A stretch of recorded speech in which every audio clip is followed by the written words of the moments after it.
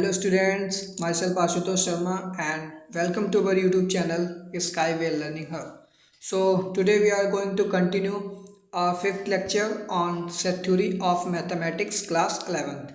तो अभी तक हमने 4 लेक्चर्स लिए हैं। आपने अगर वो नहीं देखे हैं तो हमारी प्लेलिस्ट बनी है सेट थ्योरी क्लास 11th के नाम से, वहाँ पे जाइएगा, आपको चारों के चारों लेक्चर्स अपलोडेड मिल जाएंगे। और ये लेक्चर मैं एक बार डाल चुका हूँ, बट कुछ टेक्निकल इशू की वजह से ये लेक्चर अपलोड नहीं हो पाया, तो मैंने 6th लेक्चर भी अपलोड कर दिया है, वहाँ पे आप देख सकते हैं। तो आज हम कंटिन्यू करेंगे अपने 5th लेक्चर के साथ, और साथ में जो हमारा नेक्स्ट लेक्चर आने वाला है 7th लेक्चर, वो भी इसी लेक्चर में हम कवर करेंगे। तो आज हम 2 लेक्चर लेने वाले हैं, lecture number 5 and lecture number 7। तो स्टार्ट करते हैं अपने लेक्चर नंबर 5 से, जिसमें कि हमको पढ़ना है डी मॉर्गन्स लॉ। तो देखिए डी मॉर्गन ने क्या बताया था। डी मॉर्गन्स लॉ ये कहता है कि अगर हम कोई भी 2 सेट लें ए और बी, ठीक है, 2 सेट्स हमने लिए ए और बी और इनका यूनियन करा देंगे, ठीक है, और इस होल का कॉम्प्लीमेंट ले लें, ए यूनियन बी का होल का कॉम्प्लीमेंट, तो ये किसके बराबर होगा। तो डी मॉर्गन्स लॉ ये कहता है कि ये जो कॉम्प्लीमेंट लगा है, ये कॉम्प्लीमेंट डिस्ट्रीब्यूट होगा ए के ऊपर और बी के ऊपर, ठीक है। तो ये क्या बन जाएगा, ए का कॉम्प्लीमेंट और ये बन जाएगा बी का कॉम्प्लीमेंट। अब बात ये आती है कि ऑपरेशन कौन सा यूज करेंगे, यहाँ पे तो यूनियन है, तो यूनियन वाला ऑपरेशन चेंज होकर के किस में कन्वर्ट होगा, ये इंटरसेक्शन में। मीन्स यहाँ पे जो ऑपरेशन अप्लाई करेंगे वो हमारा जस्ट अपोजिट यूज होगा। तो यूनियन है तो क्या हो जाएगा, इंटरसेक्शन, अगर इंटरसेक्शन है तो क्या हो जाएगा, यूनियन। तो याद रखिएगा ए यूनियन बी, और उसका अगर कॉम्प्लीमेंट हम ले रहे हैं तो कॉम्प्लीमेंट ए और बी पे डिस्ट्रीब्यूट होगा और ऑपरेशन जो उन दोनों के बीच में लगा होगा उसका अपोजिट हो जाएगा। अगर यूनियन लगा है तो इंटरसेक्शन हो जाएगा, इंटरसेक्शन लगा है तो यूनियन। तो ये हमारा था first point D Morgan's law का। सेकेंड पॉइंट क्या कहता है, सेकेंड पॉइंट ये कहता है अगर 2 सेट्स हैं ए और बी, उनके बीच में इंटरसेक्शन का ऑपरेशन लगा है और उसका कॉम्प्लीमेंट निकाल रहे हैं हम, तो ये क्या बन जाएगा, कॉम्प्लीमेंट ए के ऊपर आएगा, कॉम्प्लीमेंट बी के भी ऊपर आएगा। अब बात आती है ऑपरेशन, तो ऑपरेशन हमने आपको बताया है, ऑपरेशन कौन सा यूज होगा, यूनियन। कौन सा, यूनियन। तो ये 2 बहुत ही इंपॉर्टेंट रिजल्ट थे हमारे डी मॉर्गन्स लॉ के, जिसमें कि हमने यूनियन की बात की 2 सेट्स की, उसके होल का कॉम्प्लीमेंट, और इंटरसेक्शन अगर हो और उसके होल का कॉम्प्लीमेंट निकालना हो तो डी मॉर्गन्स लॉ के मदद से हम निकाल सकते हैं। थर्ड पॉइंट ये कहता है अगर कोई भी 3 सेट्स लें हम ए बी सी, कौन कौन से लें, ए बी और सी, तो देखिएगा बोलता है ए माइनस बी यूनियन सी, तो इसको कैसे ओपन करेंगे। तो डी मॉर्गन्स लॉ के अकॉर्डिंग ये जो माइनस है यहाँ पे, ये बी पे भी जाएगा, मीन्स ए माइनस बी बनेगा और साथ में सी के साथ भी ऑपरेट होगा, तो ये क्या हो जाएगा, ए माइनस बी आएगा, ठीक, ए माइनस बी और ए माइनस सी। अब बात आती कि ऑपरेशन कौन सा यूज करेंगे, तो यहाँ पे देखिए यूनियन यूज हुआ है, कौन सा, यूनियन। तो यूनियन का अपोजिट क्या बनेगा, इंटरसेक्शन, तो यहाँ पे ऑपरेशन कौन सा आएगा, इंटरसेक्शन। तो यूनियन था तो इंटरसेक्शन आ जाएगा। इसी तरीके से फोर्थ पॉइंट देखिए, फोर्थ पॉइंट में ये कह रहा है कि ए माइनस यहाँ पे बी इंटरसेक्शन सी, ठीक है।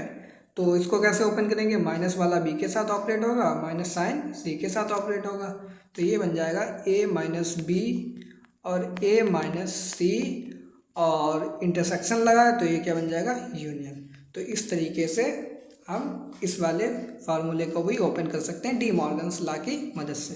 तो यहाँ पे बहुत ही 4 मेन रिजल्ट्स थे डी मॉर्गन्स लॉ के जो हमने आपको बता दिए, जिसमें पहला रिजल्ट क्या था, ए यूनियन बी, इसका कॉम्प्लीमेंट, और सेकंड रिजल्ट था ए इंटरसेक्शन बी, इसका कॉम्प्लीमेंट, होल का कॉम्प्लीमेंट, ठीक है। और थर्ड रिजल्ट में हमने क्या देखा था, थर्ड में देखा था ए माइनस बी यूनियन सी, और फोर्थ रिजल्ट हमारा क्या था, ए माइनस बी इंटरसेक्शन सी। तो ये चारों रिजल्ट याद रखिएगा, बहुत ही इंपॉर्टेंट है, एक बार हम देख लेते हैं डेफिनेशन में। तो for any 3 sets A B C, अगर कोई भी 3 सेट्स हैं ए बी सी, तो पहला रिजल्ट ये बोलता है ए यूनियन बी का कॉम्प्लीमेंट ओपन होकर के क्या बनेगा, ए का कॉम्प्लीमेंट और बी का कॉम्प्लीमेंट। ऑपरेशन यूनियन है तो इंटरसेक्शन हो जाएगा, इंटरसेक्शन है तो यूनियन हो जाएगा। ठीक है, नेक्स्ट रिजल्ट पे चलते हैं, ए माइनस बी यूनियन सी। ठीक है, तो यहाँ पे डिफरेंस जो है बी के साथ आएगा, साथ में सी के साथ भी आएगा। जैसे कि कॉम्प्लीमेंट बी पे ऑपरेट होता था वहाँ पे, ठीक है, तो ऐसे यहाँ पे ए पे भी ऑपरेट होगा और सी पे भी ऑपरेट होगा, तो ए माइनस बी और ए माइनस सी बन गया। ऐसे सेकंड में भी आएगा ए माइनस बी और ए माइनस सी। अब बात आती है ऑपरेशन कौन सा यूज करेंगे, तो यहाँ पे यूनियन है तो ये क्या बन जाएगा, इंटरसेक्शन बन जाएगा। यहाँ पे इंटरसेक्शन है तो ये क्या बन जाएगा, यूनियन बन जाएगा। ठीक है, तो ये देख लिए पॉइंट्स हमने 4 पॉइंट्स से डी मॉर्गन्स ला के। नेक्स्ट चलते हैं, कुछ और भी इम्पॉर्टेंट रिजल्ट हैं वो भी देख लेते हैं। तो पहला है ए का कॉम्प्लीमेंट और उसके होल का कॉम्प्लीमेंट। इस प्रॉपर्टी को हम बोलते हैं डबल कॉम्प्लीमेंट प्रॉपर्टी। क्या बोलते हैं, डबल, ठीक है, डबल कॉम्प्लीमेंट प्रॉपर्टी।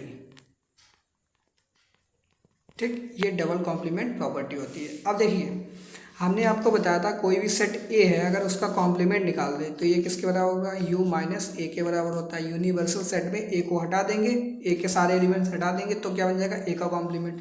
हमें क्या चाहिए, ए का कॉम्प्लीमेंट उसके होल का कॉम्प्लीमेंट। तो ए कॉम्प्लीमेंट क्या है हमारा, यू माइनस ए, और इसका भी कॉम्प्लीमेंट चाहिए तो क्या करेंगे, फिर से हम यू यूनिवर्सल सेट है जो हमारा, उससे हम इसको हटा देंगे तो ये क्या बचेगा, u माइनस यू और प्लस का a, u से u कैंसिल तो क्या बचा a। तो यहाँ पे क्या बनेगा, a का कॉम्प्लीमेंट उसके होल का अगर कॉम्प्लीमेंट लेंगे तो क्या बन जाएगा, हमारा सेट a ही आएगा। इसको हम वेन डायग्राम के द्वारा भी दिखा सकते हैं। जैसे कि हमने ये लिया है, ठीक है, ये यूनिवर्सल सेट है हमारा u और इसके अंदर है सेट a। अब हमें इसका कॉम्प्लीमेंट चाहिए तो ये हमारा कॉम्प्लीमेंट हो जाएगा a कॉम्प्लीमेंट। ठीक है, ए कॉम्प्लीमेंट बन गया, ये किसका है, ए कॉम्प्लीमेंट। अब हमें इसका भी कॉम्प्लीमेंट चाहिए, मीन्स हमें ये वाला पोर्शन जो मिल रहा है, ठीक है, वो यूनिवर्सल सेट से हटा देंगे। भाई यही तो बनेगा, ए का कॉम्प्लीमेंट ये है और इसका भी कॉम्प्लीमेंट मीन्स क्या है, जो हमें रीजन मिल रहा है वो भी हटा देंगे, बचा हुआ क्या बचेगा, वो हमारा आंसर आ जाएगा। तो जब ये रीजन हम यूनिवर्सल सेट से हटाएंगे तो क्या बचेगा, सेट ए ही तो बचेगा केवल। तो हम वेन डायग्राम के द्वारा भी दिखा सकते हैं कि ए का कॉम्प्लीमेंट उसके होल का कॉम्प्लीमेंट ए के बराबर ही आता है। नहीं तो प्रॉपर्टी जो हमने बताई है यू माइनस ए और उसका होल का कॉम्प्लीमेंट करेंगे तो यू माइनस ए, वो भी प्रॉपर्टी यूज कर सकते हैं, बाहर से भी प्रूव कर सकते हैं। ठीक है, और नेक्स्ट पॉइंट पे चलते हैं। ये कार्डिनैलिटी अगर पूछ दी जाए ए यूनियन बी, तो ये फार्मूला इसका होता है N A plus N B minus N A intersection B. देखिए मोस्ट इम्पॉर्टेंट है, मोस्ट इम्पॉर्टेंट। ये ज़्यादातर क्वेश्चन जितने भी आएंगे आपके वेन डायग्राम के क्वेश्चन होंगे, वहाँ पे भी ये प्रॉपर्टी यूज होने वाली है। और कुछ डायरेक्टली क्वेश्चंस पूछ दिए जाएंगे जिसमें कि एन ए दे रखा होगा, एन बी दे रखा होगा और इंटरसेक्शन दे रखा, पूछ देगा यूनियन निकालो मीन्स। और अगर यहाँ पे आपको यूनियन दे रखा है, ए दे रखा है, बी दे रखा है, दोनों की कार्डिनैलिटी पूछ देगा, इंटरसेक्शन की कार्डिनैलिटी निकालो, तो डायरेक्टली आप क्वेश्चन में ये फार्मूला यूज करेंगे और वहाँ से आंसर आ जाएगा। तो अगर 3 सेट्स हैं तो 3 सेट में क्या होगा, 3 सेट में भी यही होगा N A plus N B plus N C. ठीक है, तो N A plus N B plus N C minus intersection होगा किसका, N A intersection B, N B intersection C और minus N C intersection A, और last में हम क्या ऐड करेंगे, तीनों का इंटरसेक्शन। तो अगर 3 सेट्स हुए तो ये वाला फार्मूला यूज करेंगे, अगर 2 सेट्स हुए तो ये वाला फार्मूला यूज करेंगे। ठीक है, तो कुछ क्वेश्चन हैं देख लेते हैं एक बार। तो नंबर 1 क्वेश्चन ये कह रहा है कि यूनिवर्सल सेट हमको दिया 1 2 3 4 5 6 7 8 9। ठीक है, 9 एलिमेंट्स हैं टोटल 1 से लेकर के 9 तक, जिसमें कि सेट एक्स भी है यहाँ पे दिया है, सेट वाई भी दे रखा है और सेट जेड भी दे रखा है। ठीक है, तो 3 सेट्स यहाँ पे दिए हैं एक्स वाई जेड। तो हमें फर्स्ट में निकालना है एक्स का कॉम्प्लीमेंट। तो एक्स कॉम्प्लीमेंट क्या होगा, एक्स कॉम्प्लीमेंट होता है यू माइनस एक्स। तो यूनिवर्सल सेट में एक्स के सारे एलिमेंट हटा दीजिए, मीन्स 1 2 3 4 5, ये हटा करके बाकी जितने एलिमेंट बचे वो हमारे क्या हो जाएंगे, एक्स कॉम्प्लीमेंट। तो क्या बचेंगे 6 7 8 9, तो ये क्या बचेगा 6 7 8 9, ठीक। तो ये हमारा x कॉम्प्लीमेंट हो गया। इसी तरीके से y कॉम्प्लीमेंट भी निकाल लेंगे हम, ठीक है। और अब थर्ड पे चलते हैं, x यूनियन y उसका भी कॉम्प्लीमेंट। तो पहले तो हमें चाहिए होगा x यूनियन y। तो x यूनियन y क्या होगा, x के सारे एलिमेंट्स और y, तो 1 2 3 4 5 और 6। तो यहाँ पे सेट क्या बनेगा, 1 2 3 4 5 और यहाँ पे 6। तो ये सेट हमारा बन गया x यूनियन y का, ठीक है।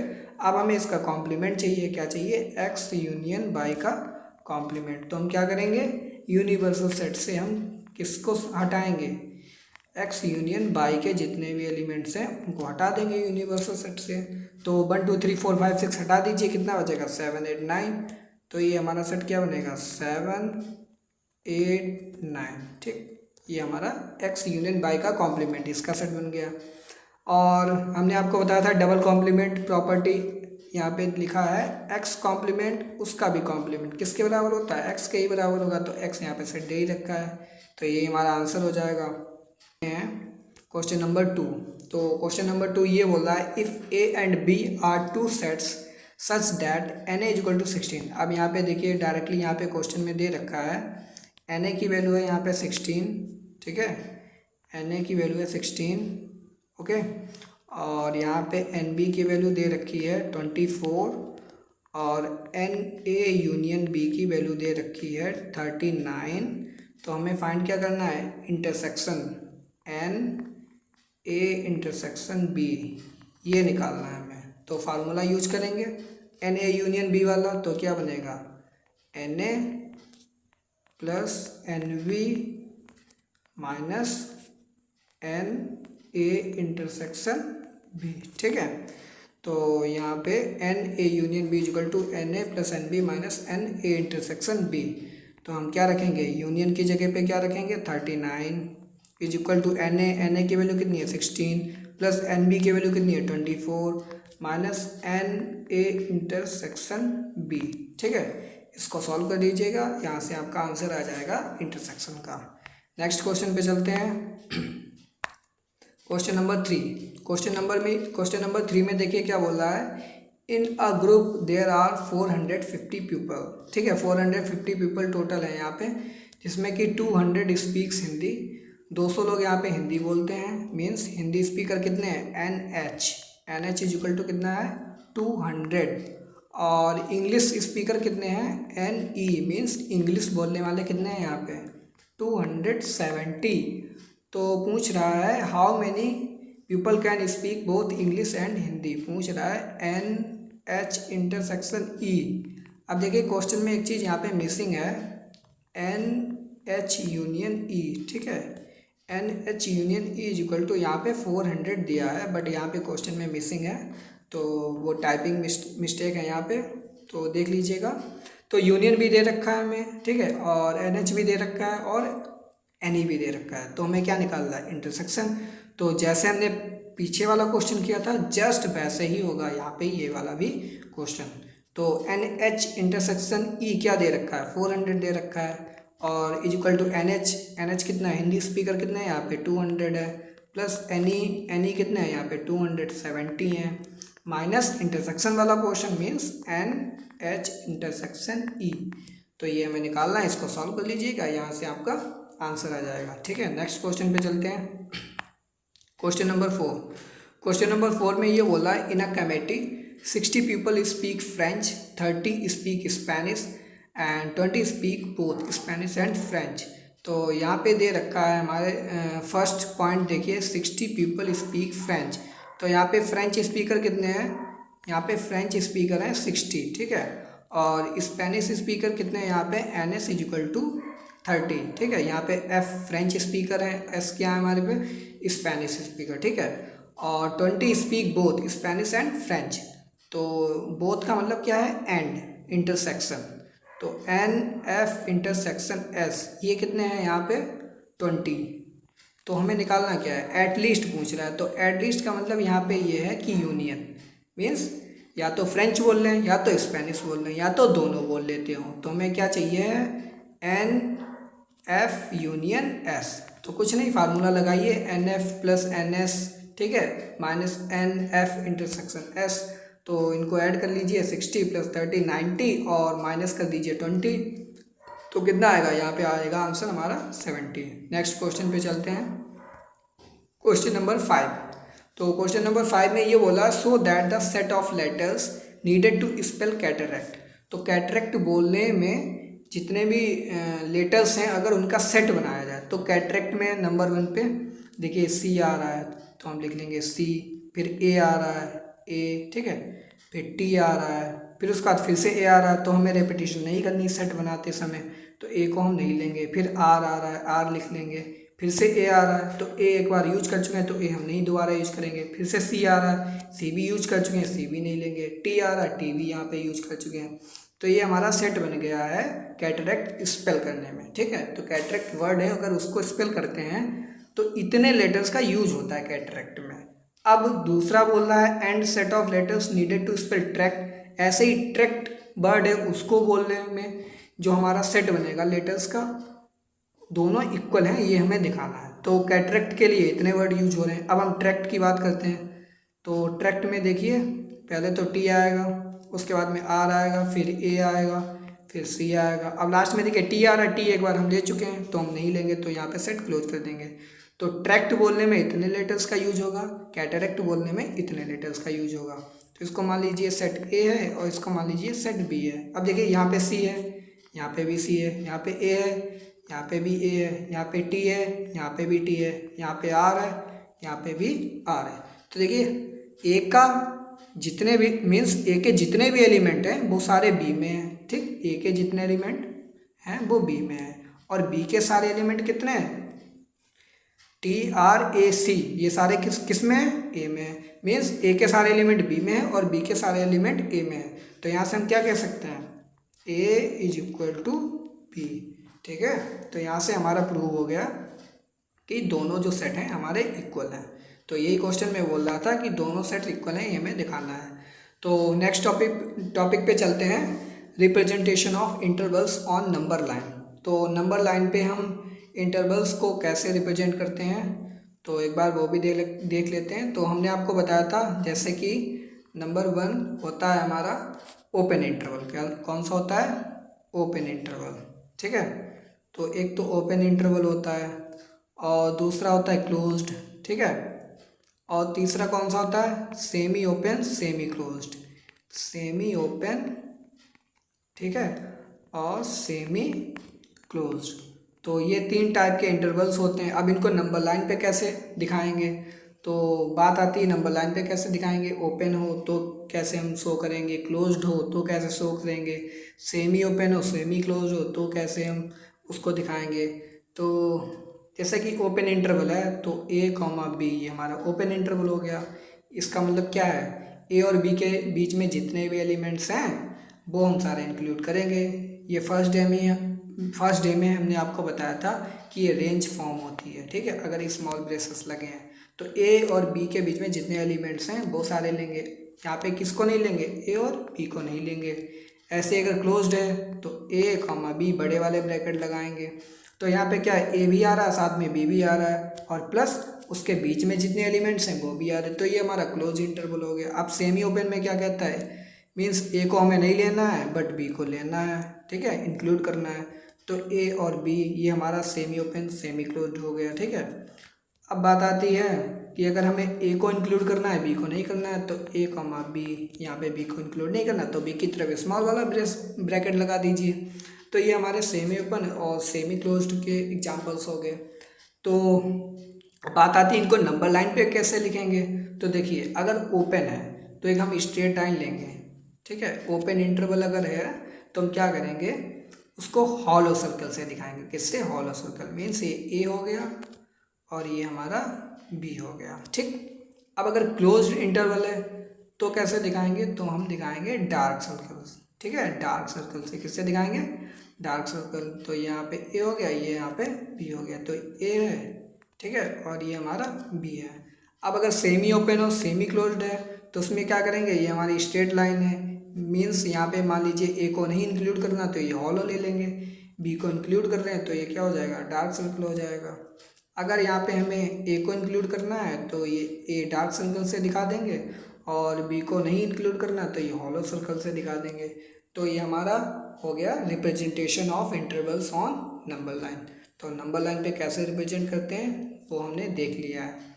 तो एक बार देख लेते हैं, यहाँ पे हमने नोटेशन दिया है ओपन इंटरवल के लिए। देखिए यहाँ पे हॉलो सर्कल का यूज किया है, ठीक है, और उसके बीच में जितने भी नंबर्स हैं उसको हमने डार्क कर दिया।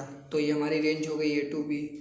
और अगर हमें ए और बी को भी इंक्लूड करना है और साथ में उसके बीच में एलिमेंट्स हैं तो ए टू बी ये डार्क सर्कल दिखा देंगे, और बीच में जितने एलिमेंट हैं उनको हम एक डार्क लाइन कर देंगे, जिससे हमें पता लगता रहेगा कि ए और बी के बीच में एलिमेंट्स जो हैं इस रेंज को हमें लेना है, ठीक है। तो सेमी ओपन और सेमी क्लोज्ड में देखिए यहाँ पे हॉलो सर्कल ले लिया है, बी को नहीं इंक्लूड किया है। यहाँ पे ए को नहीं इंक्लूड किया तो यहाँ पे हॉलो सर्कल लिया है। इसमें देखिए ए को इंक्लूड किया है तो ए को डार्क सर्कल से दिखा दिया, यहाँ पे बी को इंक्लूड किया तो यहाँ पे बी को डार्क सर्कल से दिखा दिया, ठीक है। तो ये हमारी रिप्रेजेंटेशन होती है इंटरवल्स की नंबर लाइन पे। ओके, तो 5th लेक्चर में इतना ही था। अब हम कंटिन्यू करेंगे अपना 7th लेक्चर। ओके, तो आई होप आपको 5th लेक्चर पसंद आया होगा। तो हम बढ़ते हैं अपने 7th लेक्चर की ओर, जिसमें कि 6th लेक्चर में हमने आपको वेन डायग्राम बताया था, और उस पर हमने एक क्वेश्चन भी आपको कराया था, और आपको बोला था हमने कि कुछ इसकी प्रैक्टिकल एप्लीकेशंस होंगी वेन डायग्राम की, वो हम 7th लेक्चर में कवर करेंगे। तो यहाँ पे आज हमने कुछ क्वेश्चंस उठाए हैं वेन डायग्राम के, जिसको हम वेन डायग्राम के द्वारा सॉल्व करेंगे और वहाँ से आंसर निकालेंगे। देखिए वेन डायग्राम से क्वेश्चन जो हमारे हैं बहुत ही सरल तरीके से सॉल्व हो जाते हैं, तो इसीलिए वेन डायग्राम बहुत ही एक अच्छा अप्रोच है क्वेश्चन को सॉल्व करने के लिए। तो देखते हैं फर्स्ट क्वेश्चन हम देखेंगे। फर्स्ट क्वेश्चन में ये बोल रहा है अ क्लास हैज़ 175 स्टूडेंट्स। तो क्लास के अंदर कितने स्टूडेंट हैं? 175। तो क्वेश्चन पढ़ते जाइए और साथ में सॉल्व करते भी जाइए।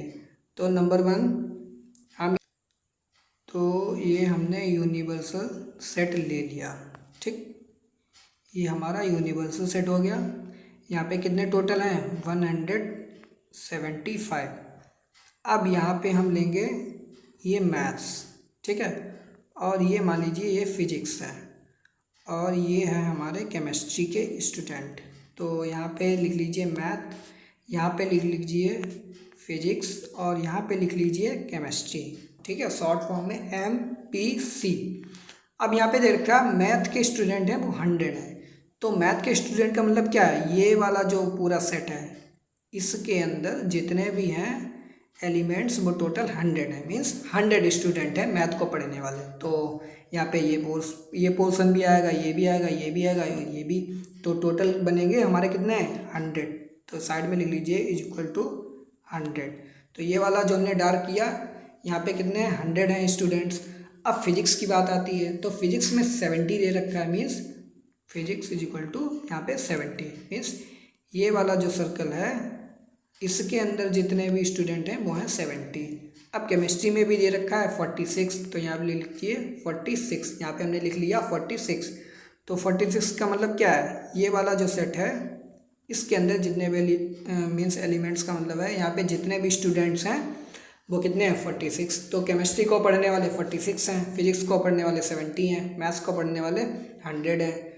तो 4th पॉइंट में देखिए कह रहा है ये मैथमेटिक्स एंड फिजिक्स को पढ़ने वाले 30 हैं। तो मैथ और फिजिक्स मीन्स मैथ और फिजिक्स का इंटरसेक्शन M इंटरसेक्शन P कौन सा होगा? ये वाला पोर्शन होगा।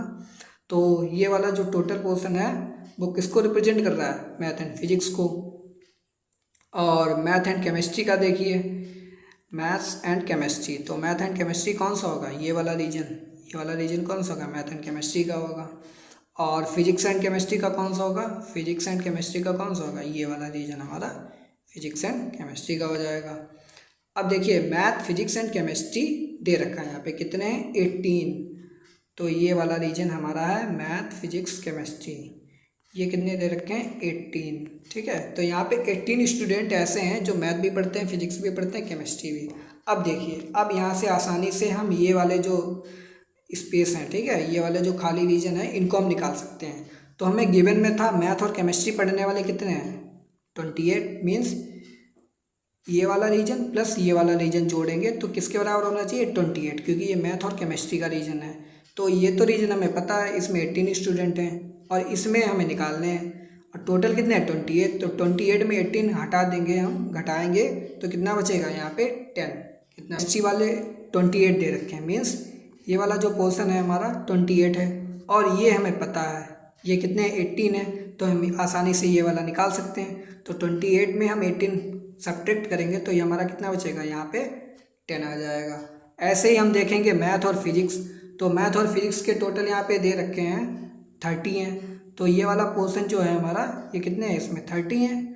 तो इसमें हम और 18 हमें पता है, ये वाला पोर्शन 18 है, तो 30 में 18 जब सब्ट्रैक्ट करेंगे तो ये हमारे बचेंगे 22। ठीक है, तो अब बात आती है केमिस्ट्री और फिजिक्स की। तो केमिस्ट्री और फिजिक्स के टोटल ये वाला रीजन है जो इसमें दे रखा है, कितने हैं केमिस्ट्री और फिजिक्स में कितने हैं 23, और ये वाला पोर्शन हमें पता है कितना 18। तो 23 में जब 18 सब्ट्रैक्ट करेंगे तो हमारा कितना आएगा 5, तो ये वाला रीजन कितना बन जाएगा 5। अब देखिए हमारे पास सारे रीजन्स आ गए, 10 भी आ गया, ये वाला भी आ गया, ये वाला हमें पता ही 18 है, और 5 भी आ गया यहाँ पे 22। अब इनको कैसे निकालेंगे, तो इनको निकालने का तरीका देखिए क्या है। यहाँ पे मैथ्स के कितने स्टूडेंट दे रखे हैं 100, मीन्स 100 टोटल ये सेट के अंदर 100 होने चाहिए। तो 100 किस ये इसको मान लीजिए x, यहाँ पे x है, तो x कैसे निकालेंगे, तो निकालेंगे x प्लस 22 प्लस 18, ठीक है, और प्लस 10 इज इक्वल टू कितने होने चाहिए 100। तो यहाँ पे आप सब ऐड करिए और यहाँ से x की वैल्यू निकाल सकते हैं आसानी से। तो यहाँ पे x की वैल्यू आएगी, देखिए मैं एक बार आपको बता दे रहा हूँ x की वैल्यू कितनी आएगी यहाँ पे, तो x की वैल्यू आएगी यहाँ पे 60। ओके, तो ऐसे ही हम इसको सॉल्व करेंगे फिजिक्स वाले पोर्शन को, तो यहाँ पे आएगा 35, और जब केमिस्ट्री वाले को सॉल्व करेंगे तो यहाँ पे आएगा 13। तो ये हमारा एक कंप्लीट वेन डायग्राम बन के आ गया है। अब देखिए क्वेश्चन में क्या पूछ रहा है, how many students are enrolled in maths only. तो पूछ रहा है मैथ्स ओनली पूछ रहा है, मीन्स हमें केवल मैथ और मैथ के स्टूडेंट चाहिए, बाकी सारे स्टूडेंट हम नहीं लेंगे। तो देखिए मैथ ओनली में क्या आएगा, ये वाला रीजन। अब ये वाला क्यों आएगा, क्योंकि यहाँ पे देखिए केमिस्ट्री के स्टूडेंट्स आ रहे हैं, ठीक, और यहाँ पे फिजिक्स के आ रहे हैं, और यहाँ पे तीनों के आ रहे हैं। हमें केवल चाहिए किसके, मैथ्स के, तो मैथ्स वाला रीजन कौन सा बचता है, केवल ये वाला रीजन बचता है जो हमने हाईलाइट किया अभी। तो कितने हैं ये 60, तो मैथ्स ओनली वाले कितने हैं यहाँ पे 60। अब बात आती है फिजिक्स ओनली, तो फिजिक्स ओनली में क्या करेंगे, ये वाला रीजन आएगा हमारा, तो ये हमारा फिजिक्स ओनली का, इसमें कितने हैं 35। अब बात आती है केमिस्ट्री ओनली, तो केमिस्ट्री ओनली में क्या बचेगा, ये केवल केमिस्ट्री पढ़ने वाले हैं। देखिए इसमें ना तो मैथ का आ रहा कोई स्टूडेंट, ना तो फिजिक्स का आ रहा, ठीक है, कौन सा आ रहा, केवल केमिस्ट्री पढ़ने वाले हैं। तो यहाँ पे कितने हैं 13, तो ये हमारे आंसर हो जाएंगे मैथ्स ओनली का 60 और फिजिक्स ओनली 35 और केमिस्ट्री ओनली 12 स्टूडेंट। ठीक है, तो देखिए वेन डायग्राम के द्वारा कितना ईजी हो गया क्वेश्चन ये। बस एक बार आप उसको कंप्लीट कर लीजिए, जितने भी नंबर्स यहाँ पे दिए हैं वो एक बार फिल कर लीजिए, उसके बाद आंसर आपका आसानी से आ जाएगा। जो भी पूछा हो उसको जनरलाइज कीजिए वेन डायग्राम को और वहाँ से आंसर निकाल के दे दीजिए। ठीक है, नेक्स्ट क्वेश्चन पे पढ़ते हैं। नेक्स्ट क्वेश्चन देखिए, कह रहा है in a school there are 20 teachers who teach mathematics. यहाँ पे हमको दे रखा है 20 टीचर्स हु टीच मैथमेटिक्स और physics, means M union P, means math या फिजिक्स पढ़ाने वाले टीचर्स हमको टोटल दे रखे हैं 20।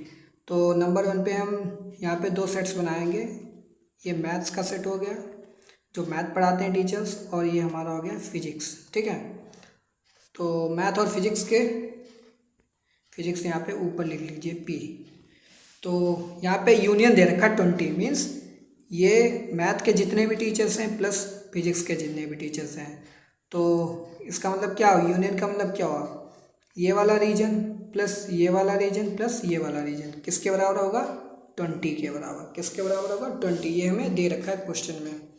अब देखिए आगे क्या दे रखा है, 12 टीच मैथमेटिक्स, तो मैथ पढ़ाने वाले 12 हैं, तो मैथ पढ़ाने वाले 12 का मतलब क्या है, ये वाला जो सेट है पूरा वो किसके बराबर है 12 के बराबर।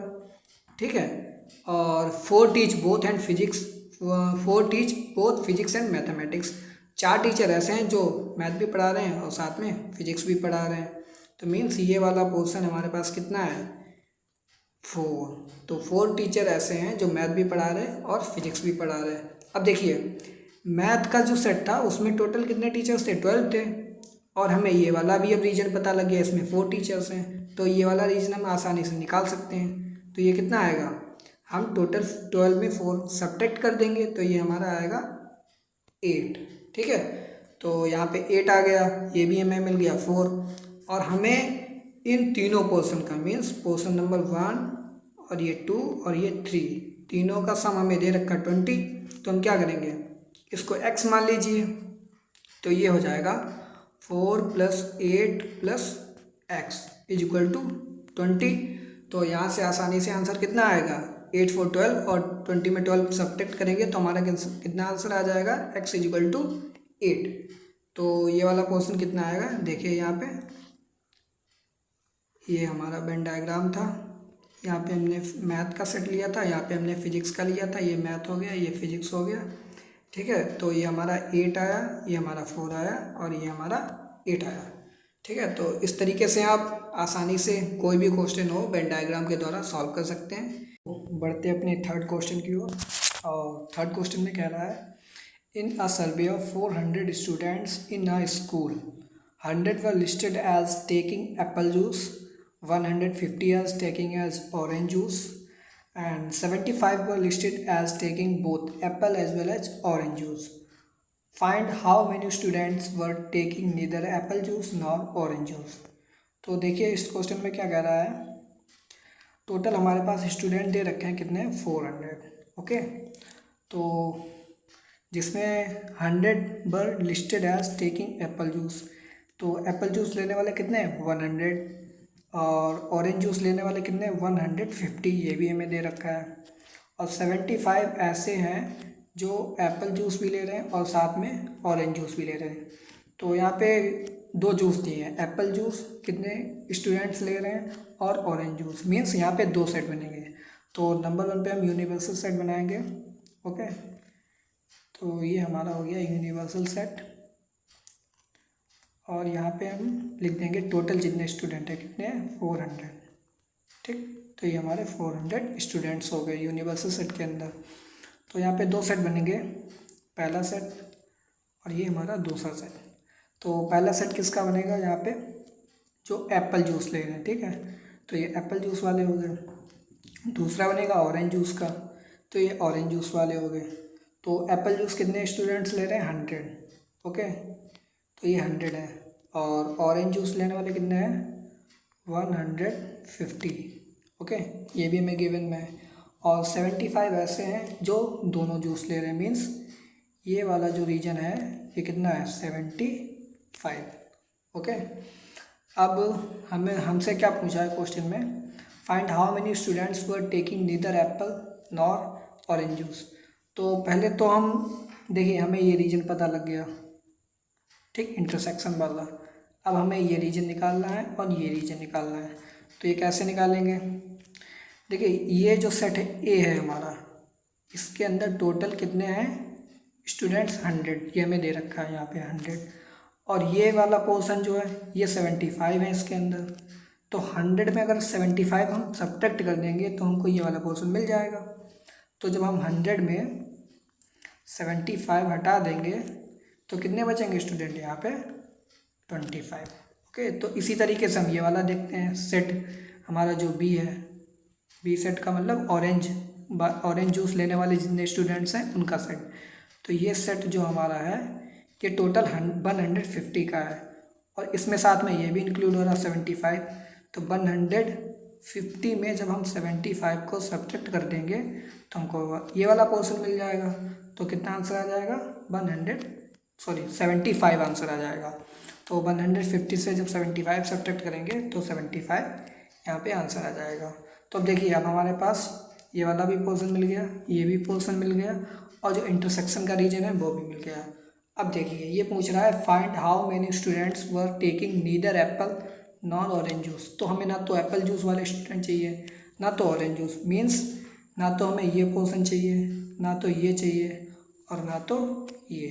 तो हम क्या करेंगे, तीनों पोर्शन, यहाँ पे 25 स्टूडेंट हैं, यहाँ पे 75 और यहाँ पे 75, इन तीनों को ऐड करेंगे और हम यूनिवर्सल सेट से सब्ट्रैक्ट कर देंगे। क्या करेंगे, यूनिवर्सल सेट से सब्ट्रैक्ट। तो ये क्या हो जाएगा 400 माइनस, ठीक है, तो ये हमारा हो जाएगा 75 प्लस 75 और प्लस 25। तो इसको सॉल्व करेंगे, हमारे पास आंसर आएगा 225। तो यूनिवर्सल सेट से हम इन दोनों का यूनियन सब्ट्रैक्ट कर रहे हैं। इसका मतलब क्या है, ये वाला रीजन हमें मिल रहा है।